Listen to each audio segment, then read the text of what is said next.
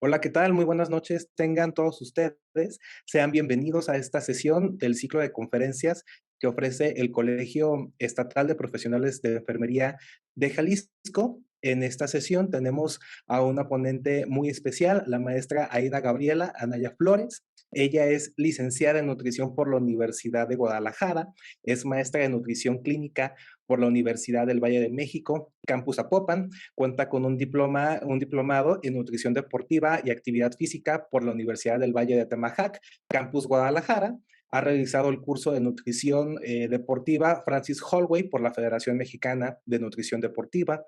Ella es antropometrista, ISAC nivel 2, cuenta con la certificación de la Asociación Europea de Nutrición Clínica y Metabolismo. Ella es estudiante del doctorado en Ciencias del Comportamiento con orientación en Alimentación y Nutrición por la Universidad de Guadalajara. Ella cuenta con la certificación de redacción y escritura en artículos científicos del Instituto Politécnico de París, Francia. Es CEO de la clínica Gabriela Naya, Nutrición Clínica Médica y Nutrición Deportiva. Ella es fundadora del Departamento de Nutrición Clínica dentro del Hospital Regional de Ciudad Guzmán. Maestra Gabriela, sea bienvenida a esta sesión. Muchas gracias por estarnos acompañando. Ok, muchas gracias, Jonathan, por tu amable presentación. Sean todos bienvenidos y bueno, me voy a permitir a compartir la pantalla con la presentación. Adelante, muchas gracias.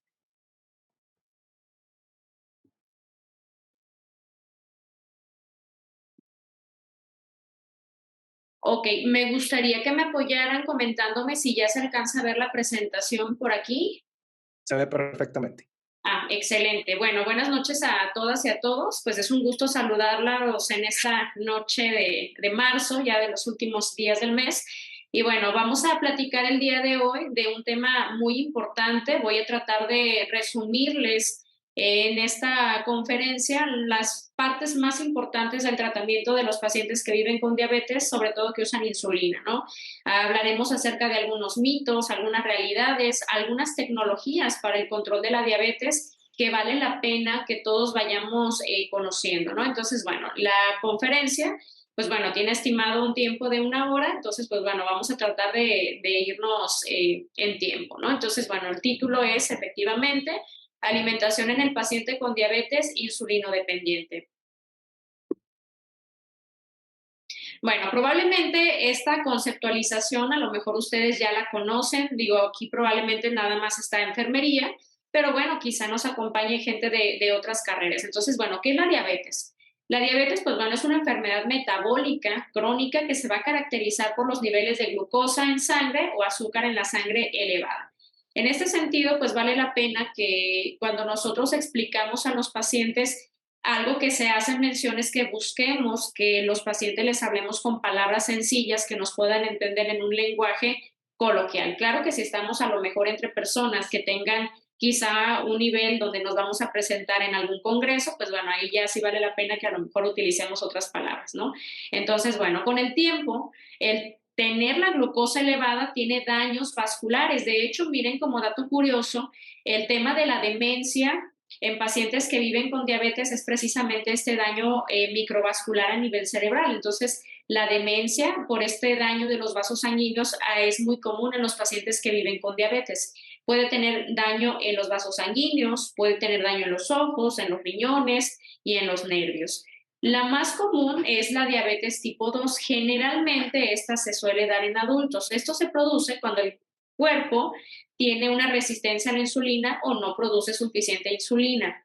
En este caso, vale la pena también que mencionemos un punto importante. Nosotros pensaríamos que la diabetes tipo 2 es única y exclusivamente en adultos. Sí, efectivamente es más común en ellos, pero también vemos casos en pacientes que tienen una edad corta, tienen 10 años, tienen 8 años, que por el tema de la resistencia a la insulina o la obesidad, tienen diabetes tipo 2 y a veces los vemos, por ejemplo, digo, bueno, ya escucharon aquí en la presentación, parte de mi trabajo, estoy en el hospital normalmente, en el área de nutrición clínica y pues a veces vemos como estas partes, ¿no? Vemos a niños con sobrepeso, vemos con obesidad vemos con la mancha de acantosis nígricans, que es un oscurecimiento, como lo podemos ver en esa imagen pequeña, en cuello, puede ser en axilas y puede ser en ingles.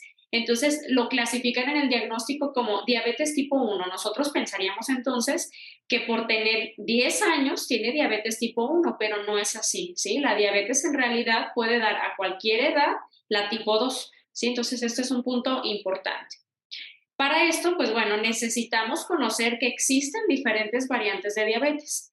La diabetes tipo 1, la tipo 2, la diabetes tipo LADA, ¿sí? Que en este caso la diabetes tipo LADA también la vamos a encontrar como diabetes tipo 1.5, la diabetes tipo MODI y la diabetes gestacional. Ya en la siguiente diapositiva vamos a mencionar en qué consiste cada una. El tema que nos compete el día de hoy es el uso de insulina. Entonces, normalmente donde vamos a encontrar el uso de insulina forzosamente es en la diabetes tipo 1, donde los pacientes que viven con diabetes de esta variante no producen absolutamente nada de insulina. Pero también los pacientes que tienen diabetes tipo 2 y a decir verdad, casi todo tipo de diabetes puede llegar a necesitar insulina, ¿saben? En este caso, la insulinización temprana también es algo que le apuesta mucho en el tema de endocrinología. Vamos a encontrarnos nosotros con pacientes que le tienen muchísimo temor al usar insulina, pero vamos a ver más adelante cuando desarrollemos el tema de las estrategias nutricionales, que en realidad es una excelente estrategia. De hecho, por ejemplo, como nutrióloga yo les comento que cuando veo que los pacientes usan insulina, hasta cierto punto me da tranquilidad porque si les enseñamos estrategias se pueden controlar bastante bien, ¿no?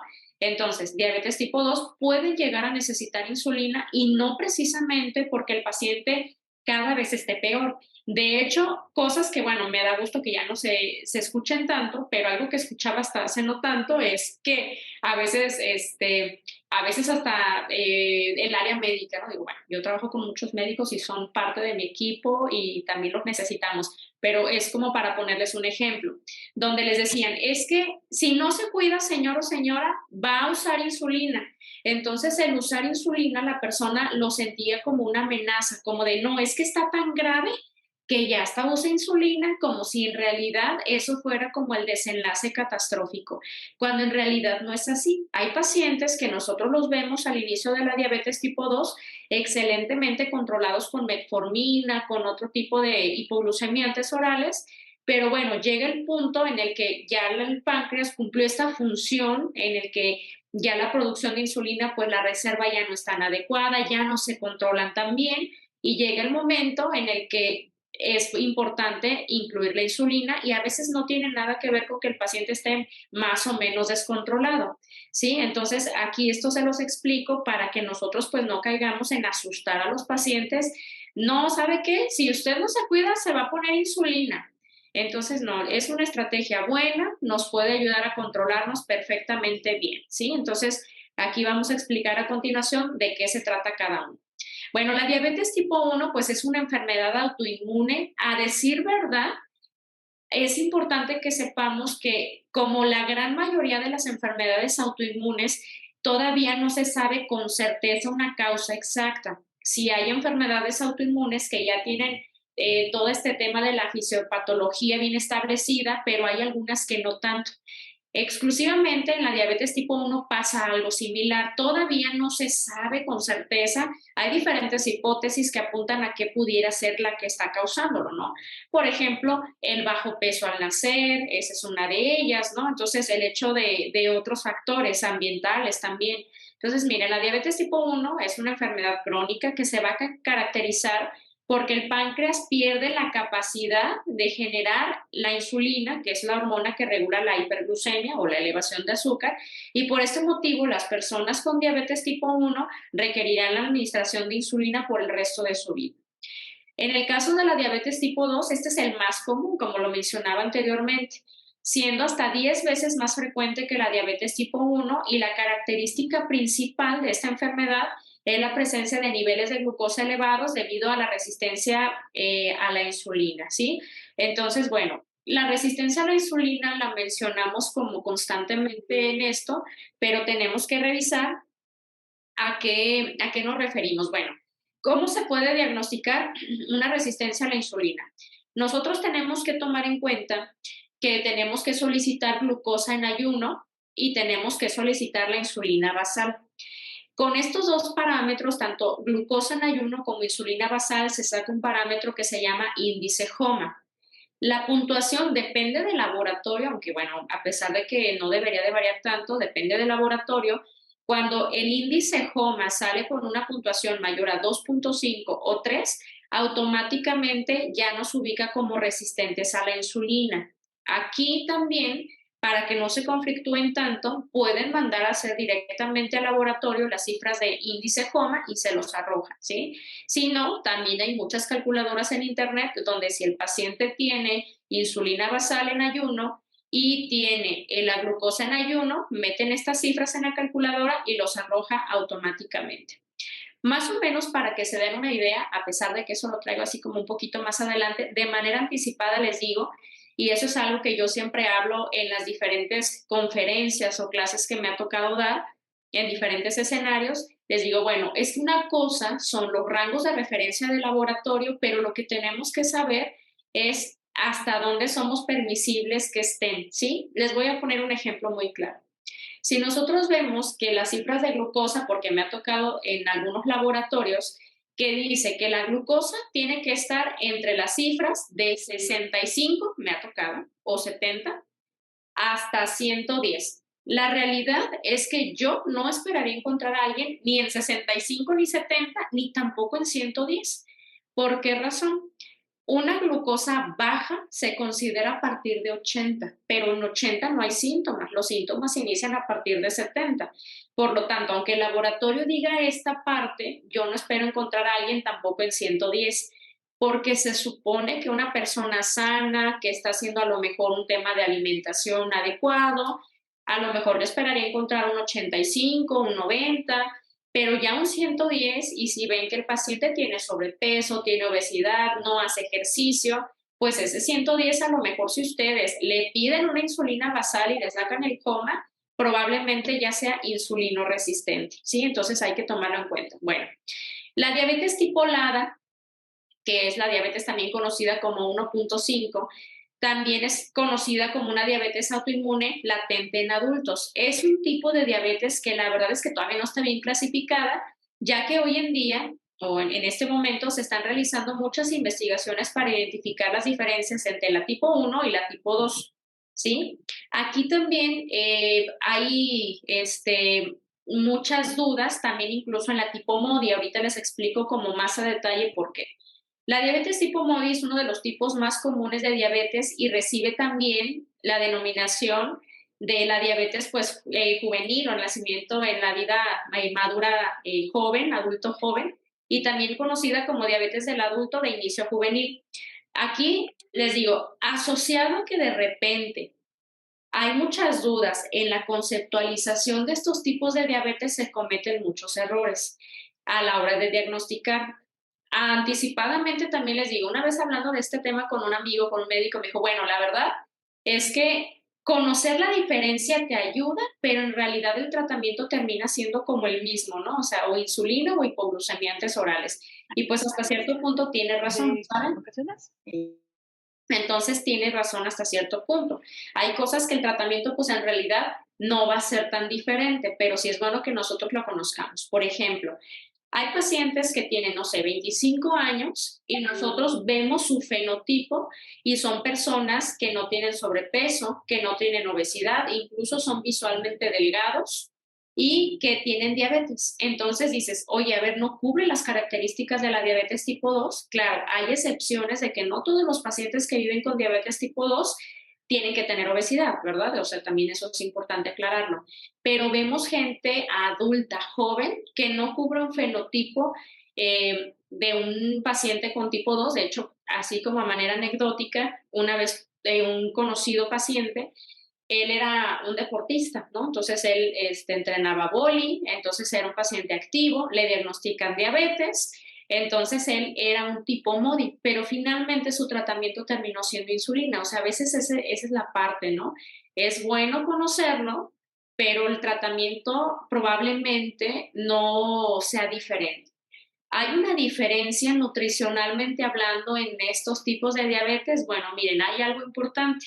Se dice que la gran mayoría de los pacientes con enfermedades autoinmunes tienden a ser celíacos, es decir, hay una intolerancia al gluten, pero bueno, eso todavía está por comprobarse, o sea, no es algo que podemos asumir, pero se dice que si se retira un poquito con el tema de en las enfermedades autoinmunes, por la mayoría que tienden a ser celíacos, mejoran muchos incluso síntomas gastrointestinales y demás.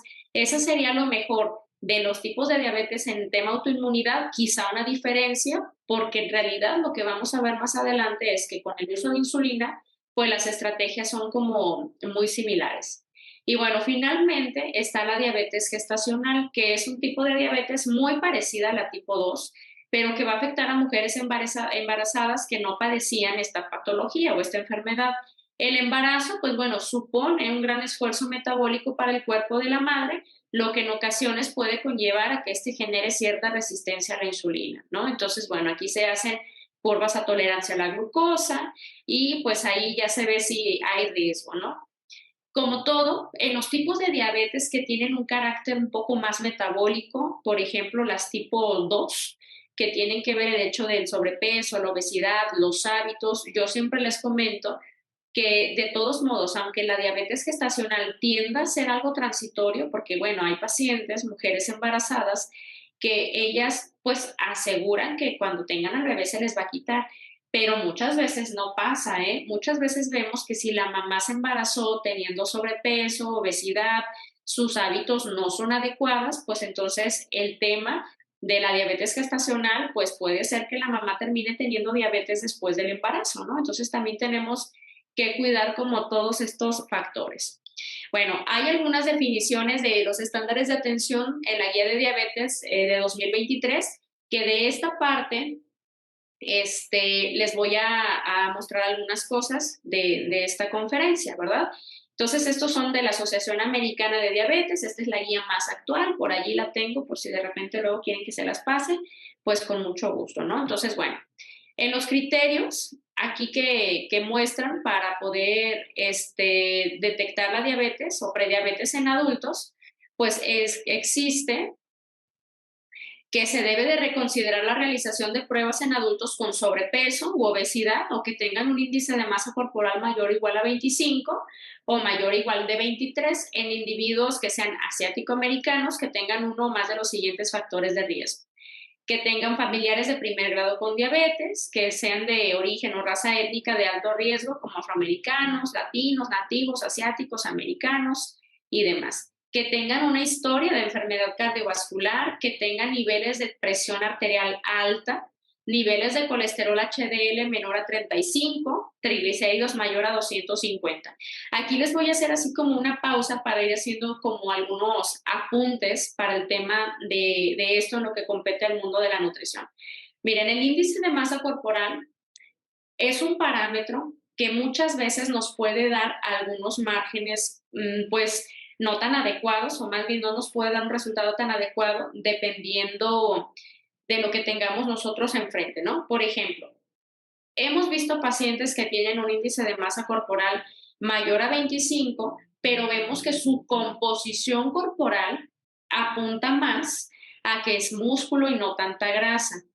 En grandes rasgos, el IMC no quiere decir para nada que no sirva para nada tampoco. El índice de masa corporal se utiliza mucho, por ejemplo, en estudios poblacionales, ¿no? Por ejemplo, en aquellos estudios donde van a medir a lo mejor a 5,000 gentes en Estados Unidos, por ejemplo, la CDC de Estados Unidos saca algunos estudios y demás y otros parámetros internacionales donde van a pesar y a medir a 5,000 personas. Imagínense tomarle grasa, músculo, agua a 5,000 gentes.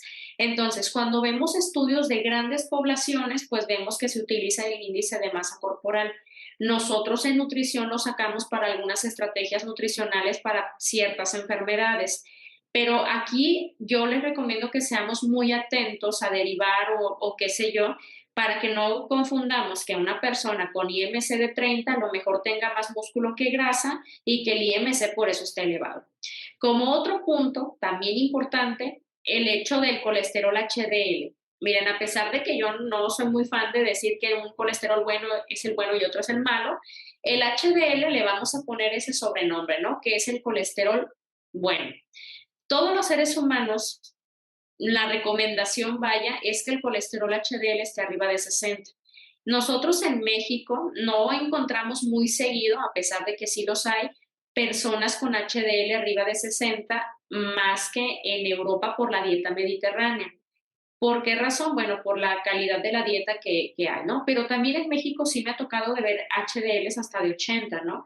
Pero aquí lo que me gustaría que ustedes se llevaran como mensaje del colesterol es que uno de los mayores riesgos cardiovasculares es HDL bajo con triglicéridos altos, ¿sí? Entonces, cada que nosotros empezamos a ver un HDL de 35 o menos, pues también es de preocuparse.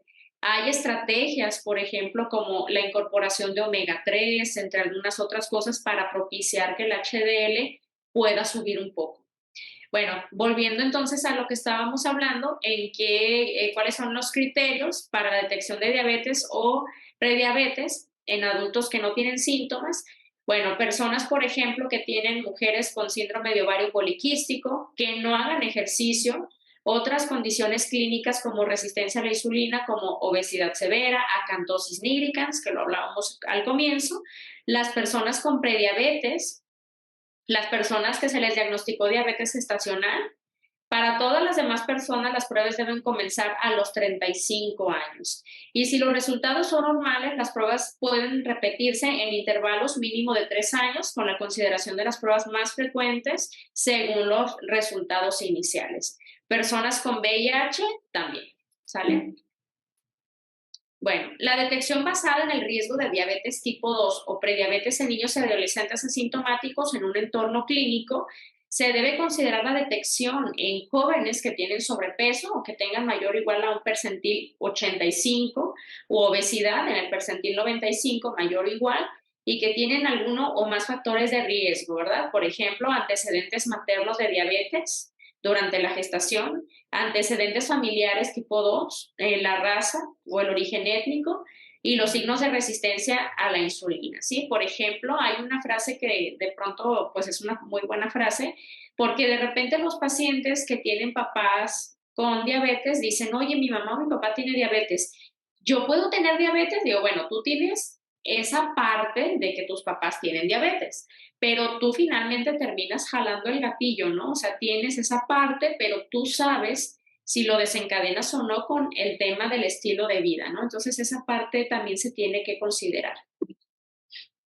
Bueno, hay muchos mitos y es como de repente pertinente que las mencionemos porque es algo que a lo mejor no los topamos mucho, yo me lo encuentro mucho, por ejemplo, en la consulta externa del hospital, pero bueno, es como para irlo resolviendo.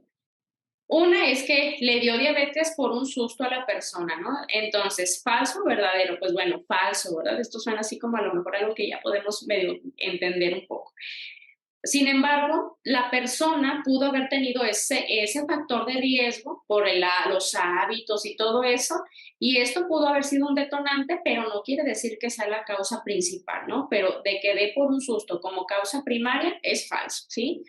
La otra tuvo una preocupación, es exactamente lo mismo. La mayoría de las personas, bueno, no la mayoría, pero me ha tocado muy seguido, de que los pacientes, no, ¿sabes qué? Es que yo tuve una preocupación y me pasó esto y me pasó aquello, ¿no? Entonces, también pudo haber sido un detonante, pero no un factor primario. Entonces, también esto es falso. Aquí viene un caso muy relevante que vamos a platicar y que yo lo platico mucho con los estudiantes ahí en el hospital. Normalmente, cuando nosotros llegamos a pasar visita, vemos que les voy a poner un panorama, ¿no? Un panorama a lo mejor un poco general.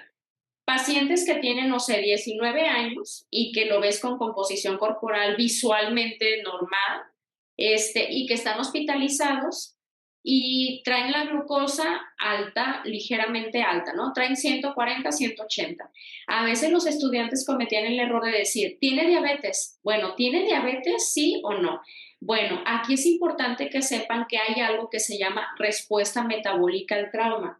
Esto quiere decir que cuando nosotros sufrimos un accidente, hay algo que hace una respuesta inflamatoria y el cuerpo se defiende y comienza defendiéndose elevando la glucosa.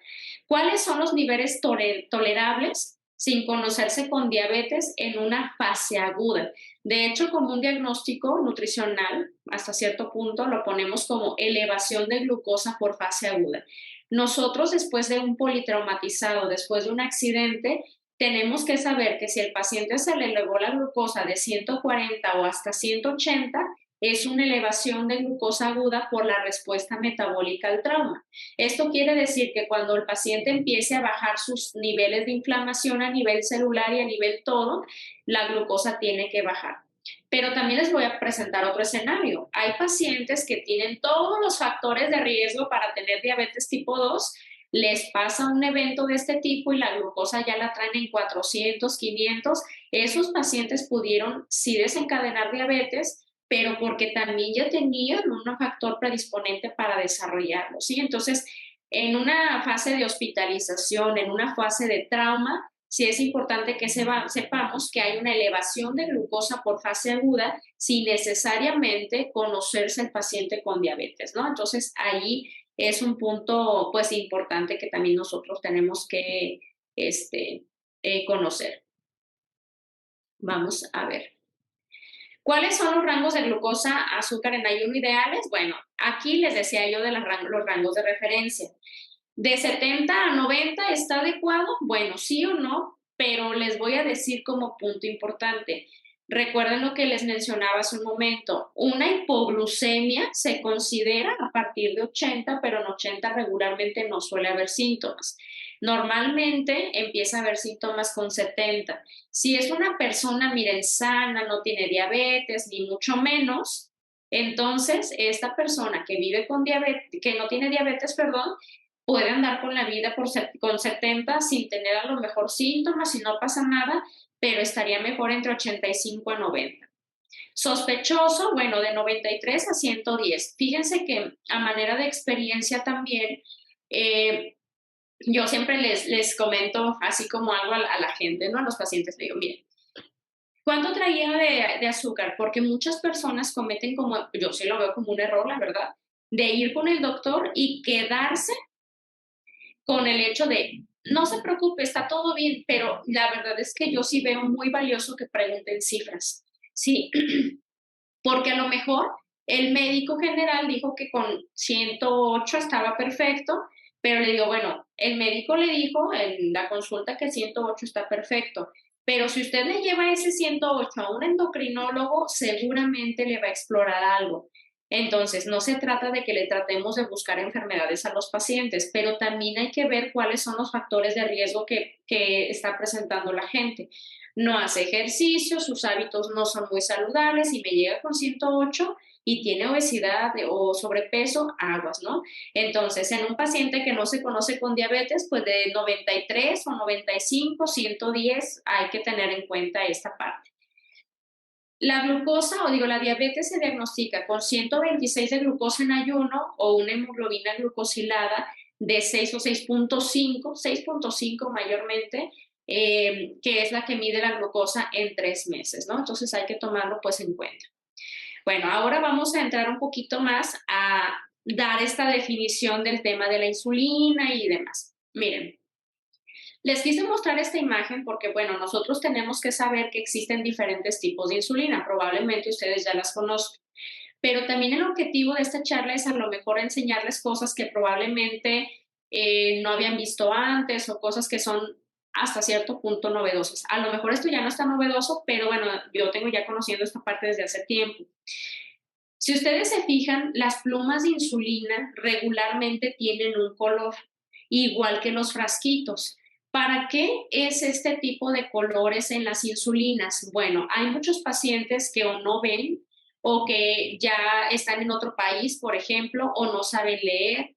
Entonces, la finalidad de ponerles colores a las lapiceras y colores a los frasquitos de insulina tiene la finalidad de que los pacientes cuando estén a lo mejor en otro país o que no sepan leer, puedan adaptarse bien y regularmente solicitarla así. Por ejemplo, una insulina de las ultra rápidas o de las rápidas como la Lispro normalmente tiende a ser tinta, ¿sí? Las insulinas de acción prolongada como las basales regularmente, por ejemplo, está como la Levemir y está la Glargina, pues en este caso una es verde y la otra es como moradita.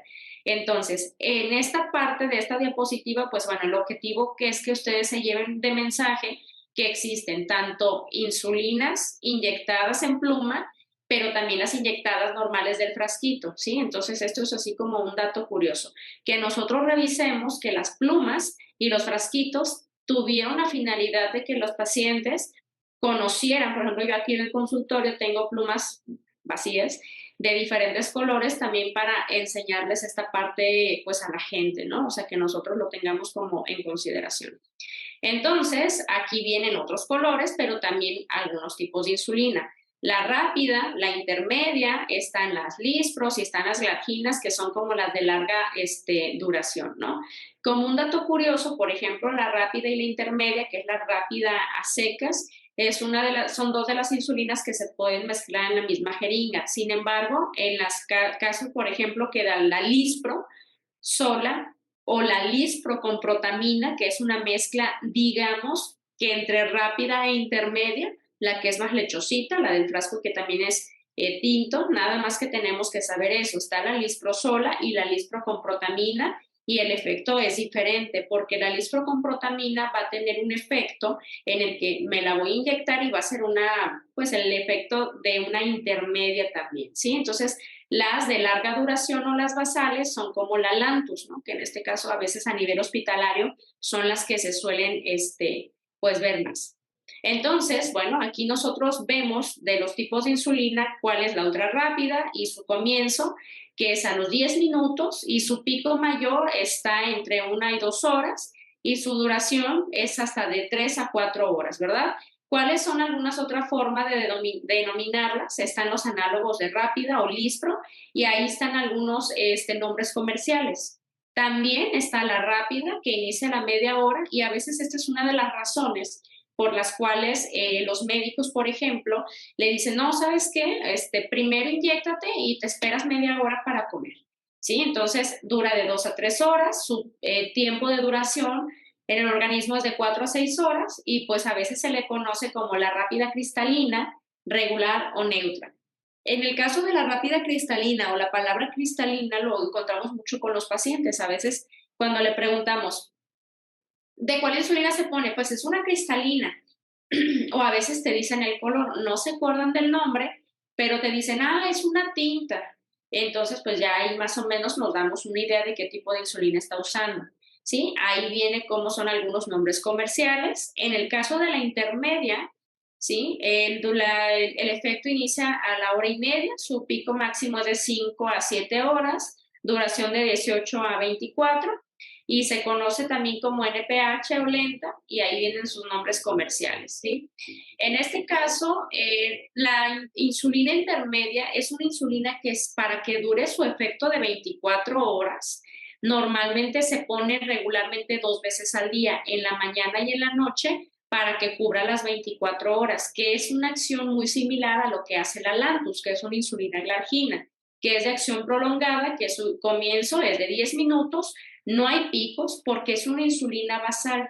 Si nosotros un poco queremos visualizar el efecto de esta insulina, digamos que no tiene un pico, sino que hace un efecto como digamos muy similar a lo que haría el páncreas, ¿saben? Entonces, en este caso, pues bueno, en el caso, por ejemplo, de diabetes tipo 1, las estrategias que a veces se utilizan es una insulina basal para mantener controlado al paciente y se utilizan insulinas rápidas para hacer correcciones, que también esto es algo que vamos a ver más adelante, ¿sí? Entonces, una de las formas de llamarlas glargina o análogo de lenta y una de las más comunes de los nombres es Lantus, ¿no? Entonces, aquí también es como algo para que conozcan más o menos los tipos. ¿Cuántos tipos de insulina existen entonces? Pues bueno, según sea la velocidad de inicio en su acción, el tiempo que tarda en alcanzar el pico máximo y la duración de su efecto. Entonces las insulinas se van a clasificar en insulinas prandiales o de acción rápida, insulinas basales o de acción prolongadas o insulinas premezcladas, que son formadas por una mezcla de prandial y basal en diferentes proporciones. Por ejemplo, una insulina premezclada es como la insulina lispro con protamina, que es una mezcla entre una insulina rápida y una intermedia, digámoslo así, así como que en palabras un poquito más sencillas, ¿no? Entonces, esto pues es importante que nosotros lo conozcamos, porque no es lo mismo que alguien se vaya inyectado, que ojalá nunca pase, por error una unidad, más unidades de insulinas basales, a diferencia de que se inyecte por error más de las rápidas. Entonces también tenemos que tomar esa parte pues en cuenta.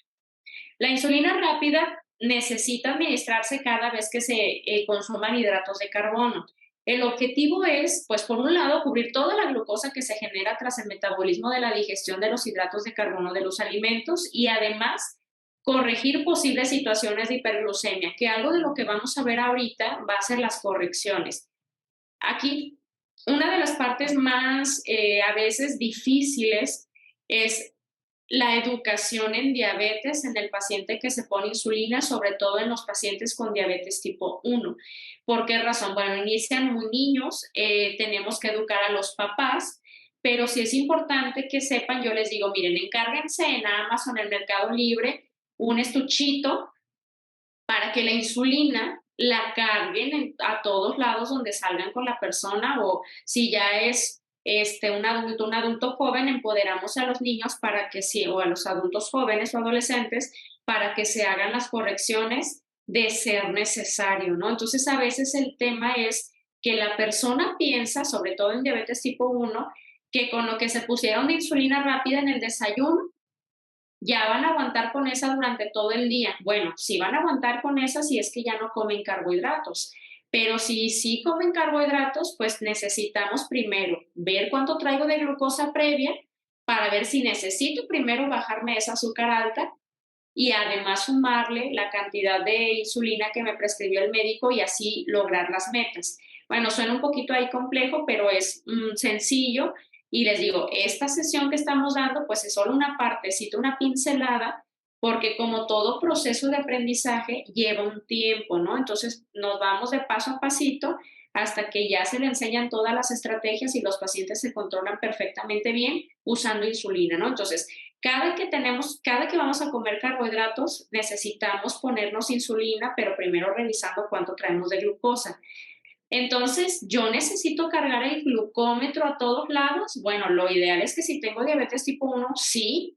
Incluso los pacientes que tienen diabetes tipo 2, sería lo conveniente, aunque ellos a veces no tienden a estar como tan dependientes de estarse poniendo insulina todo el tiempo, porque sí hay a veces una generación de insulina a nivel pancreático, ¿no? Pero en diabetes tipo 1 la palabra es un sí forzosamente. Entonces ya lo hablaremos.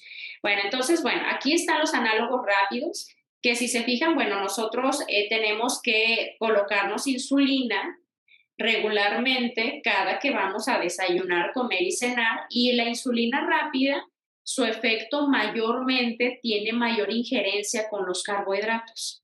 Entonces, si yo voy a comer algo con carbohidratos en el desayuno, va insulina rápida, comida va insulina rápida y va en la cena insulina rápida. Y los análogos, que son los lentos, como la glargina, puede ponerse ya sea en la mañana o ya sea en la noche, porque el efecto va a ser de 24 horas.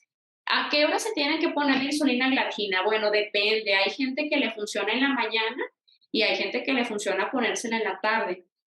Yo, por ejemplo, hablaba con un endocrinólogo de estos temas y me decía, bueno, yo la verdad es que ya le dije, oye, yo he visto que a veces hay prescripciones de insulina de larga duración, basal, glargina, en la mañana y en la noche. Y me dijo, bueno, es que quieren a veces con esas estrategias cubrir las 24 horas, pero se pica 2 veces.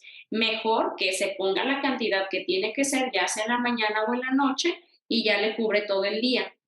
Aquí, miren, en diabetes tipo 1, sí, para mi gusto, tendría que ser que siempre hay insulina rápida.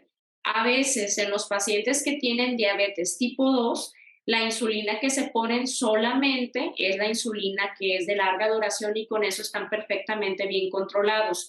En esta situación de diabetes tipo 2, que se ponen, por ejemplo, 30 unidades de insulina glargina en la noche, y a veces le combinan con metformina, con alguna cosa, y ven que su hemoglobina glucosilada está en rango y todo bien, pues a lo mejor para qué ponerle una insulina rápida, ¿no? Pero si empiezan a haber descontroles, pues sí sería como a lo mejor pertinente que se añadiera una insulina rápida para poder hacer las correcciones. Ahorita les digo, vamos a hablar de eso. Bueno, el siguiente paso es conocer, ya hablamos que la gente se tiene que estar monitoreando muchísimo las cifras de glucosa si se pone insulina, sobre todo si es un paciente con diabetes tipo 1 donde su páncreas no produce insulina y tienen que vivir con el glucómetro colgado y estarse pinchando el dedo. Entonces, bueno, esa es la imagen soy yo, para que vean más o menos, yo me lo puse entrenando. También estábamos haciendo en la universidad un tema así como de investigación y todo eso con esta partecita, pero bueno, les explico de qué se trata. Este sensor es un aparato que a lo que hemos así medio platicado, digo, hasta ahorita el estándar de oro para ver el control de la glucosa es la hemoglobina glucosilada, ¿no? Entonces ahí a lo mejor todos estamos de acuerdo. Pero si yo, por ejemplo, hago las correcciones de insulina como médico, tomando en cuenta que la hemoglobina glucosilada está en 10, digo, no, está súper descontrolado, déjame le ajusto la insulina total. La hemoglobina glucosilada no nos da pautas específicas de qué tiempo del día está siendo el causante del descontrol por el cual traigo esa hemoglobina glucosilada. La hemoglobina glucosilada lamentablemente no nos dice cómo está el azúcar en ayuno nada más, porque yo puedo traer una glucosa en ayuno de 80 y traer una hemoglobina glucosilada de 15. Entonces, bueno, este sensor se coloca y mide la glucosa intersticial. Esto quiere decir que a diferencia de la glucosa central, sí vamos a encontrar una diferencia alrededor de 20 a 30 miligramos. Es decir, si yo me monitoreo la glucosa con este sensor y traigo a lo mejor 50, por ejemplo, quiere decir que cuando yo tengo una hipoglucemia, lo recomendado es que me pinche el dedo y voy a traer a lo mejor 80. Pero ¿qué creen? Esta glucosa a nivel intersticial me dice anticipadamente que yo voy a traer también 50 en algún punto. Entonces, a pesar de que dicen, uy, no, entonces si voy a tener que estar corrigiendo con el pinchazo en el dedo, ¿qué chiste tiene? La verdad es que no siempre es así, ¿eh? O sea, eso nada más es cuando hay una hipoglucemia severa, pero nos ayuda muchísimo al control. ¿Dónde pueden encontrar el sensor? Digo, no sé si vaya a ser alguna de las preguntas, pero me quiero anticipar. Normalmente lo encuentran en la página directamente de Abbott, que es el proveedor de Freestyle, pero también lo venden en el Costco, en Guadalajara. Esta cajita trae dos sensores y trae ese glucómetro. La primer compra está más o menos en 3,500 pesos y cada sensor dura 14 días. Y si dicen, uy, no, o sea, está bien caro, ¿no? Pues probablemente sí, pero nos ayuda a hacer ajustes. En este caso, ese glucómetro, si ustedes se fijan, también trae un puerto para poner tiras reactivas.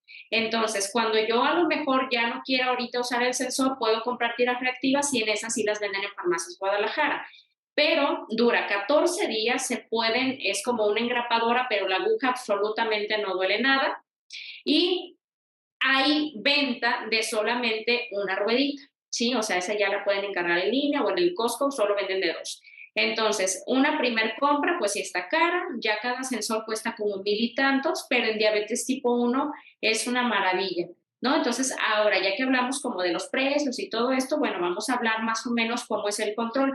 Bueno, esta imagen yo la saqué de las guías Cádigo 2022, que es una guía renal para pacientes con enfermedad renal, pero también lo muestran las guías de la ADA de 2023 que les mostré.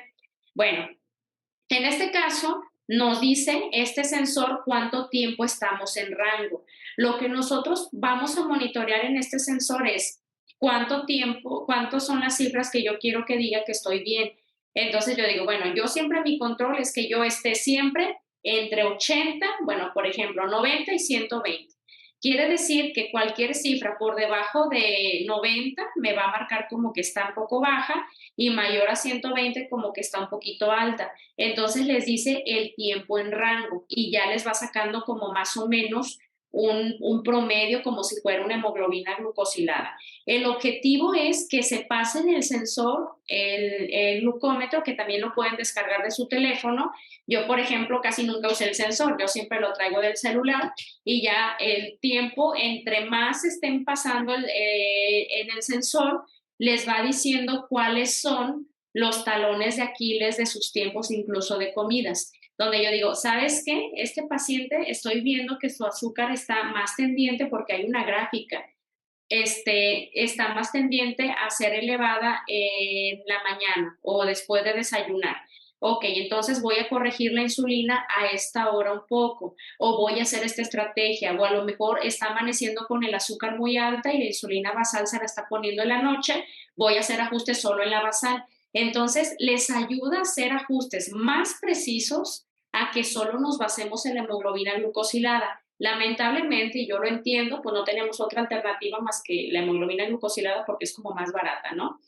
Entonces, cada que ustedes se pinchan, bueno, se pasan el sensor, les va a dar algo así. Ya esas franjas verdes que ustedes ven allí, ya es así como unas imágenes que yo tomé de internet, donde yo puse, bueno, en esta imagen ponen que la glucosa va a estar entre 150 y ahí a lo mejor entre 80, y quiere decir que por debajo de las cifras, a lo mejor de 80, ya marca de rojito una hipoglucemia. Pero ya ven ahí que se puso también arriba de 250, quiere decir que está alta. Y también allá está otra de amarillo, donde muestran más o menos las gráficas de cómo está la tendencia. Ahora quiero que ustedes se enfoquen en las flechitas que están a un lado de la cifra de glucosa. Una dice 134 y la glucosa está inclinada hacia abajo. Y esta otra, que es la de 225, que está hacia arriba pero en diagonal. Y acá viene la interpretación. Si la flecha, después de que ustedes se pasaron el sensor, o el glucómetro o el celular ven que la glucosa está aumentando, está completamente recta, quiere decir que el azúcar les va a subir y rápido. Si está hacia arriba, pero ligeramente en diagonal, la glucosa está aumentando, pero no tan rápido. Si la glucosa está en diagonal, en horizontal, quiere decir que la glucosa puede cambiar, pero se va a mantener regularmente.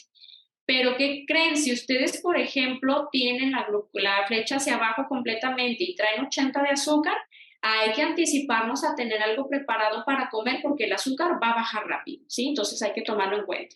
Esta ya vienen en las guías de la hada, que es efectivamente esto. Y vienen efectivamente en las horas del día donde está haciendo su problema y nos puede ayudar a hacer ajustes más pertinentes. De hecho, si ustedes van o conocen a alguien que traiga el sensor y va con el endocrinólogo le llegan estas notificaciones porque se puede dar de alta en el sistema de su médico para que lleguen todo este tipo de cosas. Y dice, ¿sabes qué? Tú el 70% de las veces traes el azúcar baja. No, hay que aplicar estrategias.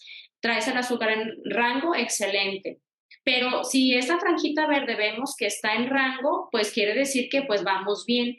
Entonces, miren, esta tecnología, a pesar de que visualmente se ve complejo, se dice que si ya bajan los precios y todo esto, aunque yo conozco ya cada vez más gente que los usa, tanto diabetes tipo 2 como tipo 1, se dice que pues bueno, ya va a quedar un poquito obsoleta la hemoglobina glucosilada porque a veces el paciente no se controla y no se controla usando insulina porque no sabemos las horas exactas en las que nosotros tenemos que hacer esta modificación. Y bueno, vamos a pasar a otros temas ya nutricionales, que es la regla de los 15 y el conteo de carbohidratos. Entonces, bueno, aquí les puse una tablita, que bueno, lo único valioso de esta tabla es que sepamos que hay alimentos que tienen más azúcar y que otros tienen menos azúcar y que hay cosas que nos van a subir más rápido el azúcar y otras no. Pero hay que saber en qué momento vamos a utilizar cada alimento, ¿sí? Si nosotros sabemos usar la insulina y lo que vamos a comer a favor, en realidad nos podemos controlar perfectamente, aunque nosotros nos comamos un plátano o una taza de papaya o cosas que tengan nivel de azúcar elevado, ¿no? Entonces, bueno, ejemplo, voy a poner esta parte del conteo de carbohidratos que se llama la regla de los 15. Si mi glucosa está en 50, quiere decir que estoy en hipoglucemia. La regla de los 15 consiste en que voy a consumir 15 gramos de carbohidratos y esperar 15 minutos y voy a volver a revisar la glucosa a los 15 minutos. Entonces, si no está en rango, vuelvo a repetir la operación. ¿Qué son 15 gramos de carbohidratos? Les puse solo unos ejemplitos. Están las pastillas de glucosa, pero ¿qué creen? Lo que yo no le veo bueno a estas tabletas es que cada tableta tiene 4 gramos. O sea que necesitaría la persona comerse 4 tabletas para alcanzar los 15 gramos de carbohidratos. Bueno, son 16, ¿verdad? Entonces, pero se los muestre para que sepan que existe. 15 gramos de carbohidratos es una manzana o es medio plátano, pero también 125 mililitros de jugo. Cuando es una situación tan de emergencia, yo sugiero que se tomen 125 mililitros de jugo porque se absorbe más rápido. Entonces, la regla de los 15 es esto, checamos glucosa, aplicamos 15 gramos de carbohidratos, bueno, comemos, esperamos 15 minutos y si vemos que la glucosa no ha subido tanto, porque el objetivo es que esté por encima de 80, ya de 70, ya le hicimos, ¿no? Entonces es esto. Hay una microingesta de carbohidratos, por ejemplo, una gomita tiene 3 gramos de carbohidratos. ¿En qué situaciones? Digo, bueno, no es porque uno como nutriólogo ande propiciando que coman cosas como con colorantes, ¿no?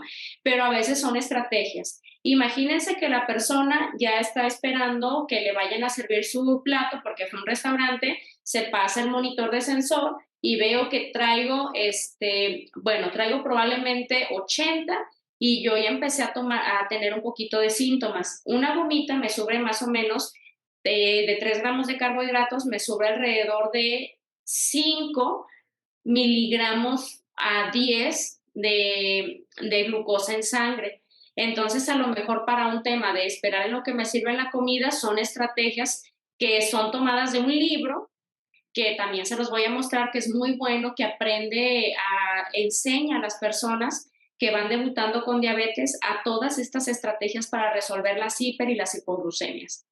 Ok, pero ¿qué creen? También existen las inyecciones de glucagón. Aquí esto no hay en México, pero también hay pacientes que traen una hipoglucemia severa donde hasta pierden el conocimiento.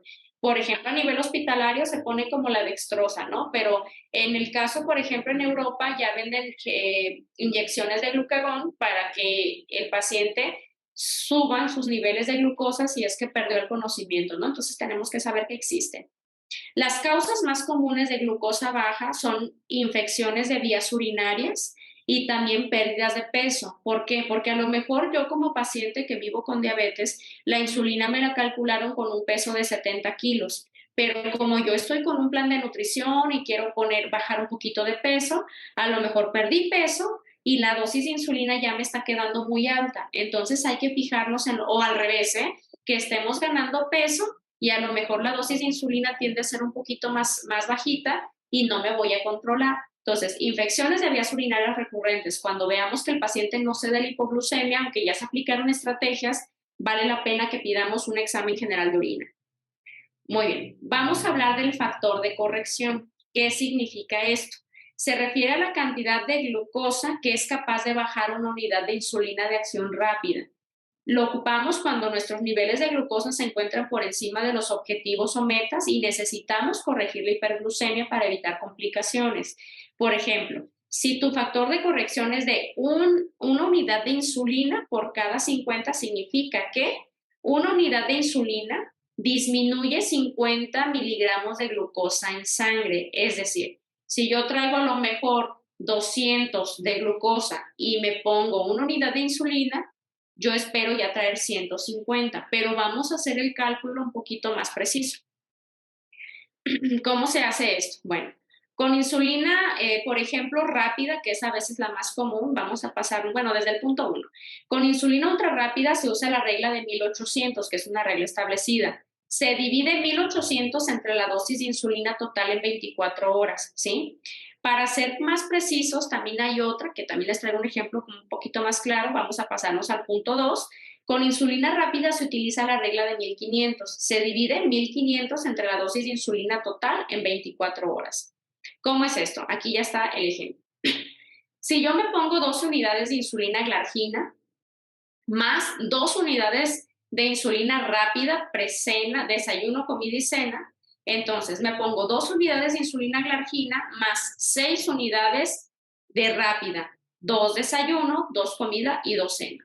Entonces yo me estoy poniendo una cantidad total de 18 unidades de insulina. Utilizando la regla de 1500, yo voy a dividir 1500 entre 18, que es mi dosis total. Entonces, mi factor de corrección es de 88. Quiere decir que por cada unidad de insulina rápida a mí me van a bajar 88, me va a bajar 88 miligramos por decilitro la glucosa. Vamos a ver por pasos cómo se hace una corrección. El primer paso es establecer en los pacientes una glucosa meta. Por ejemplo, mi glucosa meta es que a la hora que yo me cheque, yo traiga 120 o que no me pase mucho o no esté muy por debajo. Paso 2. Imagínense que yo el día de hoy tengo la glucosa en 400, está alta. Necesito que esa glucosa elevada se corrija ya. Entonces, el tercer paso es restar la glucosa actual de la glucosa meta. Por ejemplo, traigo 400, le voy a restar mi meta y quiere decir que para yo llegar a mi meta necesito bajar 280 miligramos por decilitro de azúcar. Esto quiere decir que para llegar a la glucosa meta eso es lo que necesito bajar. El paso 4 es que vamos a dividir 280, que es lo que me hace falta bajar, entre mi factor de corrección que fue de 88. Quiere decir que esto me da un igual de 3.1, o sea, 3, lo vamos a cerrar a 3, unidades de insulina rápida para llegar a la meta. Entonces, no hay necesidad de que la gente ande con 400 de azúcar por la vida. Si yo detecto que traigo 400, saco mi insulina, me pongo 3 unidades y vale la pena que lo cheque a lo mejor como a los 20 minutos a ver si ya bajo un poquito, ¿sí? Entonces, ¿qué sucede si yo voy a comer y traigo 400? Entonces, lo que yo sugiero es, ok, 3 unidades de insulina rápida más lo que te prescribió el doctor de insulina en la mañana, que a lo mejor son 2. Quiere decir que si el doctor me puso 2 unidades de insulina antes de desayunar, me pongo 2 que me prescribió el doctor más las 3 unidades para bajarme los 400 y me voy a poner un total de 5 unidades de insulina. Entonces ya desayuno y pues obviamente no se me dispara el azúcar. Si se dan cuenta, conocer estos detalles nos ayudan. A veces llegan pacientes con diabetes tipo 1 al hospital porque la glucosa siempre estuvo alta y digo, imagínense, no hay necesidad de que el azúcar esté tan alta. Si tienes prescrita insulina rápida, hay que enseñarnos a sacar todos este tipo de detalles para hacer los factores de corrección. Por ejemplo, en el caso de las colaciones, yo siempre les pongo a los pacientes algo más o menos ahí. Bueno, ahí la imagen la tapo un poquito el brócoli. Por ejemplo, para que los pacientes se den una idea, ¿no? Si la glucosa está alta, o sea, más de 200, dependiendo de la meta que se hayan establecido, imagínense, muchas veces los pacientes con diabetes en descontrol, la glucosa alta les propicia más hambre.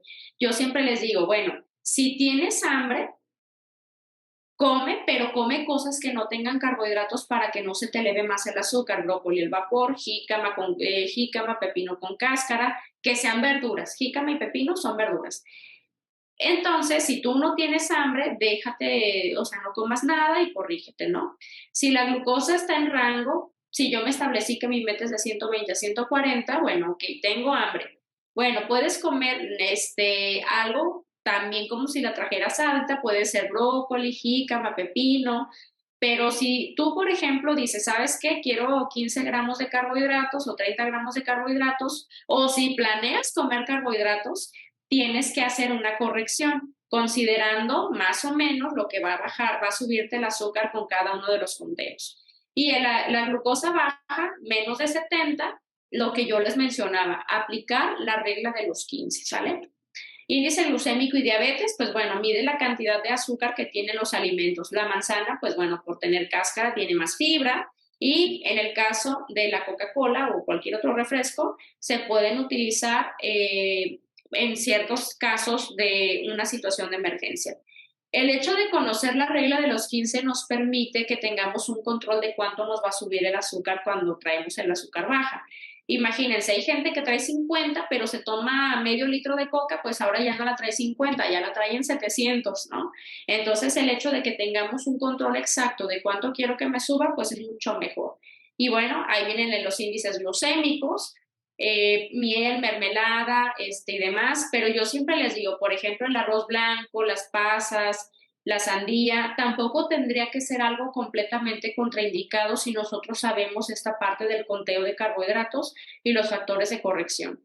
vienen los índices glucémicos medios y el índice glucémico bajo. Por ejemplo, algo que a mí de repente se me hace así como curioso es que a veces dicen, no vaya a comer plátano porque tiene diabetes y le va a subir el azúcar, pero sí le dan arroz. Le digo, bueno, el arroz tiene más azúcar que el pobre plátano, entonces no le den arroz tampoco. Entonces, a veces este concepto de los índices glucémicos también está como muy revoltoso, ¿no? ¿Afecta el índice glucémico de un alimento? Sí, por ejemplo, los jugos, sí, es importante que sepamos que es mejor que se la coman en gajitos. La madurez, importante, la elaboración, el método de preparación. Los fideos al dente tienen, por ejemplo, un índice glucémico más bajo que los que están bien cocidos. Y la variedad del arroz también, si es blanco instantáneo y demás, ¿no? Entonces, la maduración, el tipo de cocción, como la papa frita, pues tiene un índice glucémico más alto, ¿no? Bueno, aquí vienen unas estrategias. Vamos a irnos un poquito más rápido para ya no pasarnos tanto, pero salió un estudio donde hablaba de qué comerse primero para retrasar la elevación de glucosa. Por ejemplo, si vemos un plato donde en el plato hay algo de proteína, por ejemplo, pollo, hay arroz y hay ensalada, se recomienda que primero comamos la ensalada y la proteína y hasta el último el carbohidrato. Claro, que si son tacos, pues tampoco se trata de despedazar el taco, ¿verdad? Pues ahí sí cómanselo todo. Pero se dice que una de las partes puede ser relevante si iniciamos primero con las cosas que tienen fibra y las cosas con proteína y hasta el último los carbohidratos. A lo mejor no iniciar primero con el tema de la fruta y después el arroz y hasta el último proteínas y carbohidratos, digo proteínas y verduras, ¿no? Entonces, el hecho de empezar como al revés puede ayudar a disminuir ese pico de elevación de glucosa, ¿sí? En cambio, bueno, si traemos el azúcar baja, pues entonces iniciamos al revés, ¿no? Entonces, esta es una estrategia que se ha visto que puede funcionar, como en este caso, ¿no? Por ejemplo, bueno, ahí están muy pequeñas las porciones, pero por ejemplo, voy a iniciar a lo mejor con el brócoli y el pollo, después sigo con el arroz y al último las fresas. En el caso, por ejemplo, de estrategias alimenticias que reducen el índice glucémico, está cuando le combinamos un poquito de grasa a las frutas y de proteína, por ejemplo, algún yogur griego con algunas almendras o nueces y le ponemos un poquito de fruta. También hay estrategias para reducir el índice glucémico. Y bueno, esto ya lo habíamos hablado y este es el libro que yo les comentaba. Este libro, así de manera breve, lo hizo un doctor que tiene diabetes tipo 1 desde hace 50 años. Entonces, él, además de ser educador en diabetes y multiconferencista, él redacta varias estrategias para controlar la diabetes, que es parte de lo que yo les hablé el día de hoy, de ya no ser tan cuadrados, o claro, todo esto se tiene que hablar con el endocrinólogo, con su médico tratante, de solo establecer una dosis de insulina rígida, sino sí ponerla, pero enseñar estas estrategias para que la persona pueda tener pues un mejor control, vaya.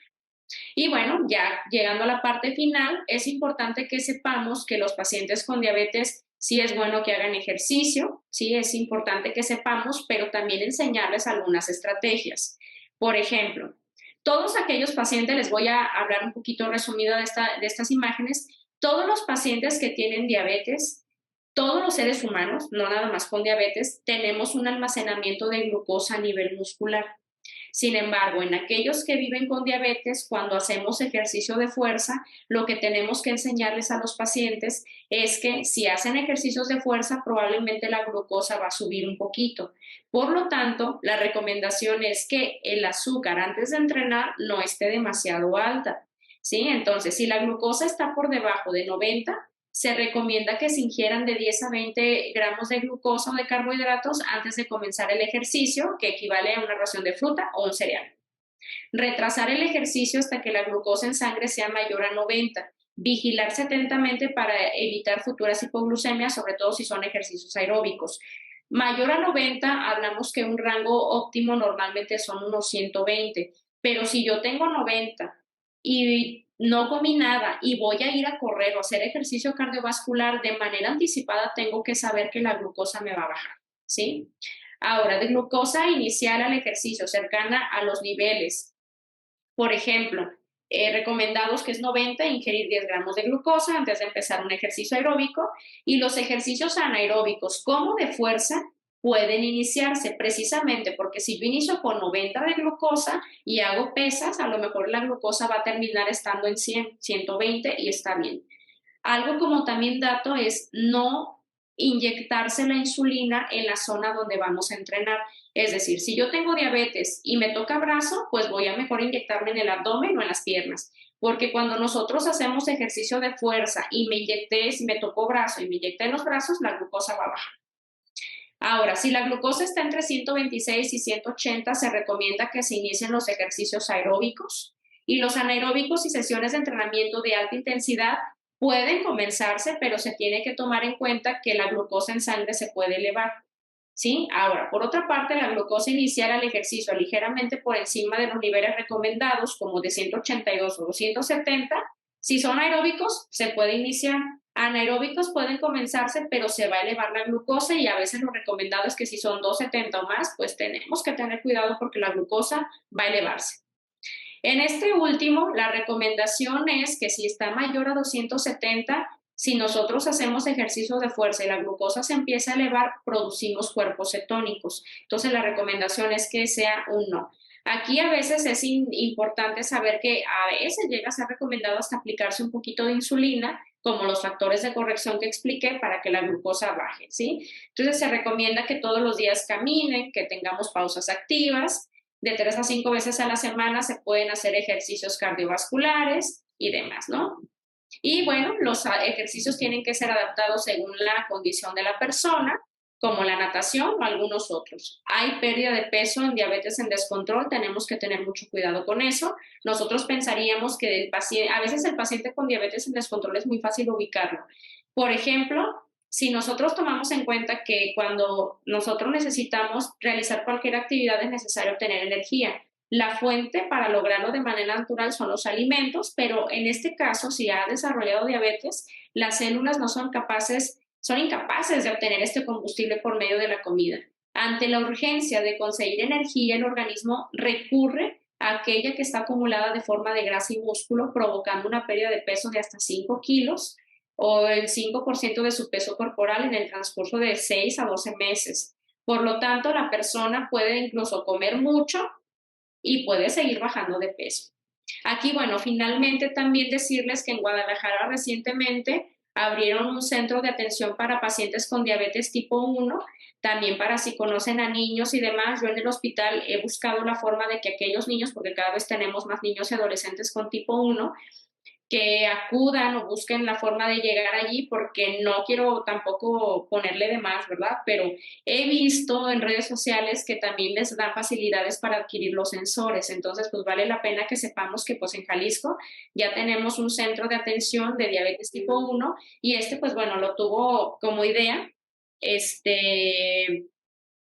una diputada que tiene diabetes tipo 1 de reciente diagnóstico. Es una diabetes que yo creo que ha de ser MODY porque tiene como casi 30 años y fenotípicamente no se ve con sobrepeso, obesidad ni acantosis. Entonces, ella usa insulina y usa estos sensores. Entonces, nada más como dato para que lo conozcan. Bueno, y las conclusiones, pues bueno, conocer las nuevas tendencias en tecnología para monitoreo de glucosa va a ayudar al mejor control. Promover siempre el agua simple, sobre todo en aquellos pacientes que son muy fans del refresco. Hacer ejercicio cardiovascular y de fuerza son importantes, pero tenemos que conocer todas estas estrategias de que es posible que la glucosa se eleve. También no hablamos de eso, pero la tortilla no es mala, es parte de nuestra cultura, tiene fibra y elementos importantes, se los menciono, porque a veces me llegan gente diciéndome, no, es que el doctor me dijo que nada de tortilla, pero pues no, en realidad no tendría por qué ser. Y el uso de insulina es una herramienta adecuada para el control de la diabetes, ¿no? Entonces, pues bueno, ahí les dejo, de repente ahí publico algunas cosas informativas, algunas cosas, algunos artículos que son novedades tanto en diabetes. Ahorita en el tema del doctorado estamos trabajando en enfermedad renal crónica, también tenemos aportes en diabetes y en muchas otras cosas, ¿verdad? Entonces, pues bueno, ahí está para cualquier cosa. Entonces, pues bueno, esto sería todo por mi parte. No sé si todavía tengamos tiempo para preguntas.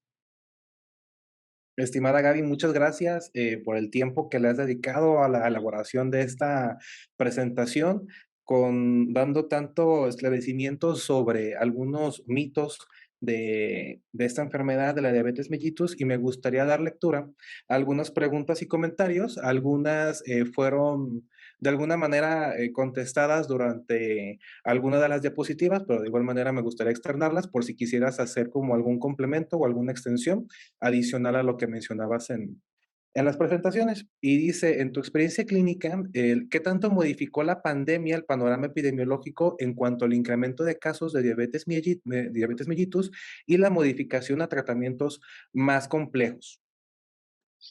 Pues bueno, si entendí bien la pregunta, en el tema, por ejemplo, de la pandemia, de casos nuevos de diabetes, pues la verdad es que si hablamos, por ejemplo, de diabetes tipo 2, algo que se ha visto y que sí fue incluso un tema de investigación que se hizo incluso en la universidad, fue el tema de la gente que estuvo confinada y hay diferentes tipos de clasificación de confinamiento. Digo, para no meterme tanto en ese tema de los diferentes tipos, bueno, lo que se vio es que sí hubo incrementos de peso, sí hubo nuevos diagnósticos de diabetes por personas que tenían como más sedentarismo. Y en el tema de las nuevas estrategias para el control de la diabetes, en realidad se propusieron algunas cosas y salieron algunos estudios acerca de, pero honestamente yo no vi así como que demasiados cambios en las estrategias. A pesar de que han salido las guías, por ejemplo, de la ADA, que están en las versiones, la versión 2023, se han cambiado algunos parámetros, por ejemplo, como en el caso de cosas que se han incluido a nivel tecnológico, por ejemplo, el uso del sensor Freestyle. No les mencioné otro, pero está Freestyle y está también Medtronic. Medtronic es un sensor que es mucho más costoso, pero lo que se vio, porque esas sesiones las hemos tenido incluso en el hospital como estrategia, es que Medtronic es mucho más caro y es bueno que conozcamos las estrategias, pero muchas veces no es como tan sostenible. Entonces, sí hubo incrementos de sobrepeso, obesidad, depresión, donde recientemente, de hecho, me tocó ser jurada en una defensa de tesis, donde esta estudiante de licenciatura hablaba acerca de que hubo mayores trastornos de conducta alimentaria y mayores incrementos de peso en hombres que en mujeres. Pero muchas veces los trastornos de conducta alimentaria pensamos que solamente es un problema de las mujeres, entonces se deja como que se excluye como la población masculina. Entonces, pues en realidad en general eso, ¿eh? O sea, eso es como lo que a mí me tocó. Perfecto. Cuando un paciente va a comenzar la terapia de insulinas, ¿qué es lo que suele ocurrir con mayor frecuencia? ¿Que suban o que bajen de peso? Bueno, a pesar de que existe ese mito y no tan mito de que suben de peso, bueno, en el caso del efecto que tiene la insulina, sí puede generar un ligero, pero no pronunciado incremento de peso, pero no es una regla. Y sí lo quiero como dejar esa parte como clara porque de repente luego eso se puede prestar a esa desinformación, ¿no? Y más porque sí, efectivamente yo lo he vivido. Es que yo no quiero usar insulina por el hecho de que voy a incrementar de peso, ¿no? Algo que también no mencioné, pero sí es importante hacerlo, es que entre más correcciones se haga el paciente, y no tanto porque a lo mejor, bueno, sí, porque a lo mejor está comiendo de más, puede ser sinónimo a mayor descontrol. Una persona, lo recomendado es que también no se haga tantas correcciones, ¿no? Entonces, a mí me ha tocado ver pacientes con diabetes tipo 1 que tienen un incremento de peso, pero no tanto a lo mejor asociado a la insulina, sino porque la alimentación no es nada adecuada por lo pronto y se están corrigiendo todo el día, ¿no? Entonces, esa parte sí es importante que la sepamos. Normalmente el diagnóstico de la diabetes, tanto tipo 1 y tipo 2, muchas veces se diagnostica con una bajada de peso. La diferencia es que la tipo 1 se diagnostica, o sea, de inicio, con una cetoacidosis diabética, ¿sí? A diferencia de un paciente con diabetes tipo 2, que a veces no necesariamente llegan a la cetoacidosis, tienen los signos típicos de poliuria, polidipsia y polifagia. Muy bien. Otra de las preguntas es el precio aproximado de las bombas automáticas de insulina. Ay, fíjate que esas sí también están muy, muy caras. Las bombas de insulina regularmente pueden andar hasta en 80 o 100,000 pesos. Entonces, en este caso, las bombas de insulina sí tienen que ir de la mano con este monitor forzosamente, con el hecho de tener un sensor monitor de glucosa también, ¿no? Entonces, sí están en un precio que normalmente oscila entre los 100,000 pesos. Hablando con digo, bueno, es una de las nuevas tecnologías, pero a veces el problema es que efectivamente no llega a ser como que tan sostenible a través del tiempo. Regularmente pues tenemos mucho contacto con endocrinos desde diferentes áreas y si nosotros sabemos como el tema de las correcciones y todo eso, pues a lo mejor no necesitamos una bomba de insulina, porque sí, pues no está tan barata, ¿no? Entonces entre 80 y 100 y hay otras que son más sofisticadas. De hecho, tengo algunas colegas con diabetes tipo 1 que sus bombas llegaron hasta los 300,000 pesos. Ok, muchas gracias. Durante la proyección de la tabla en la que se mostraba qué alimentos tenían mayor cantidad de carbohidratos, nos hacían la pregunta de qué alcohol es el que te sube más la glucosa. Bueno, aquí, de manera anticipada, normalmente la cerveza es una de ellas, pero también el vino tinto y las cervezas artesanales, sobre todo las que son oscuras. Aquí también es importante que sepamos que tenemos que tener mucho cuidado con el hecho de tomar alcohol si usamos insulina. ¿Por qué razón? Porque si nosotros nos estamos poniendo una insulina y tenemos una hipoglucemia, lo que hace de manera natural el hígado es tratar de reproducir glucógeno a nivel hepático para tratar de elevar las cifras de glucosa. Pero si yo tomé alcohol, el hígado va a tomar como prioridad eliminar lo que considera tóxico. Por lo tanto, en lugar de producir glucosa para elevar las cifras de, va a empezar a eliminar esta parte y no va a cumplir su otra función. De hecho, por eso, los pacientes que tienen diabetes y que toman alcohol tienen mayor tendencia a que la glucosa baje. Correcto. En un paciente que tenga los niveles altos de glucosa y de colesterol, ¿qué tipo de ejercicios le recomendaría para tener un mayor control?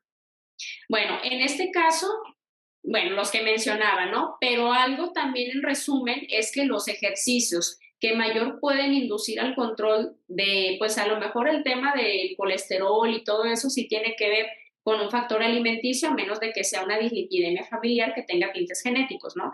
Pero los ejercicios que se han visto que tienen un mejor efecto son los que son intermitentes, por ejemplo, fútbol, por ejemplo, la natación, donde estén implicando ejercicios cardiovasculares y de fuerza a la vez, que sean intermitentes. Correcto. Y por último, si pudiera repetir, ¿qué tipo de insulinas eran las que podían combinarse en el esquema del día a día? Ok, es la NPH intermedia y la rápida, conocida popularmente como la cristalina. El resto de las insulinas no se combinan en la misma jeringa, pero la NPH intermedia y la rápida sí. Perfecto.